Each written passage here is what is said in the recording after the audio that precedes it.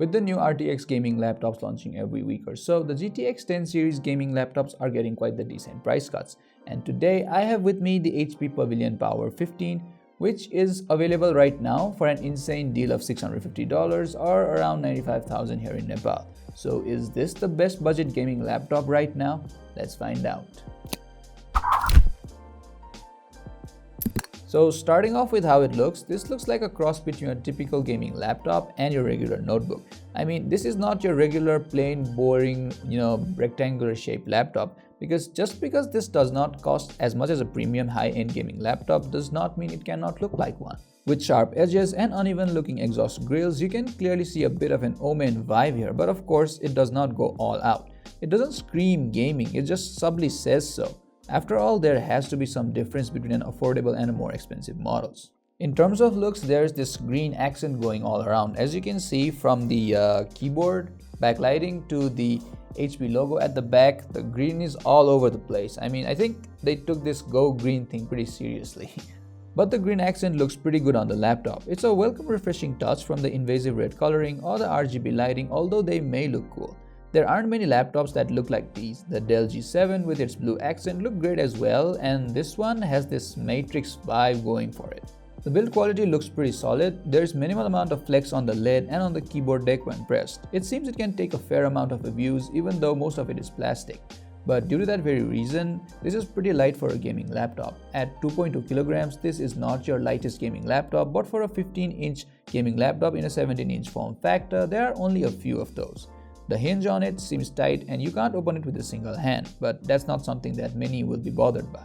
So overall, as I already said, this is not a laptop that screams gaming, it just only subtly says so. As much as you can game on it, you can also take it to work without grabbing any attention. As for the ports and connectivity, this laptop has a great choice of those too. A Bluetooth 4.2 may not be one of them, but it's hard to expect anything better than that on a budget gaming laptop.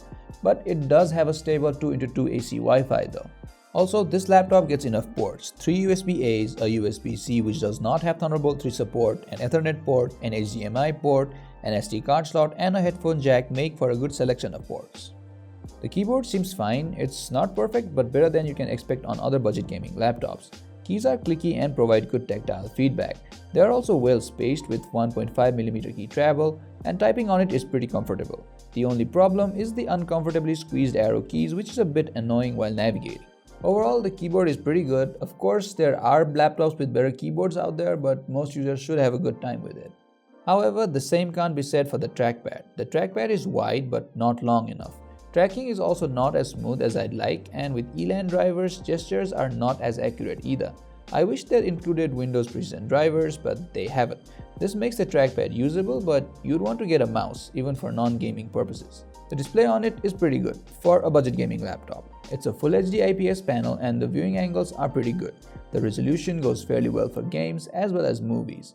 The color accuracy takes a hit though, with around 60% of sRGB and 40% of Adobe RGB coverage, so not something you'd want to use for content creation.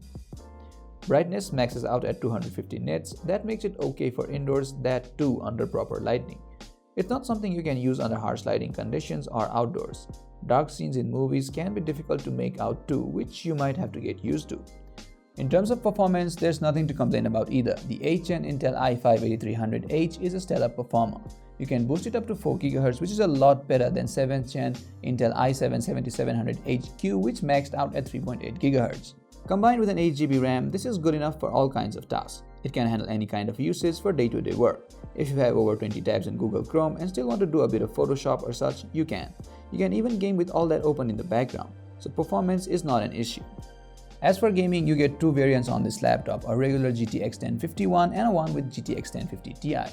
So as any sane person would, I would advise you to pay the extra premium and get the GTX 1050 Ti version because it's a lot better for gaming. And the performance was as expected from other laptops with the same graphics. It can run most games at Full HD with settings at medium. Even so, many games cannot reach over 60 frames per second. For that, you'd have to turn the settings down to low.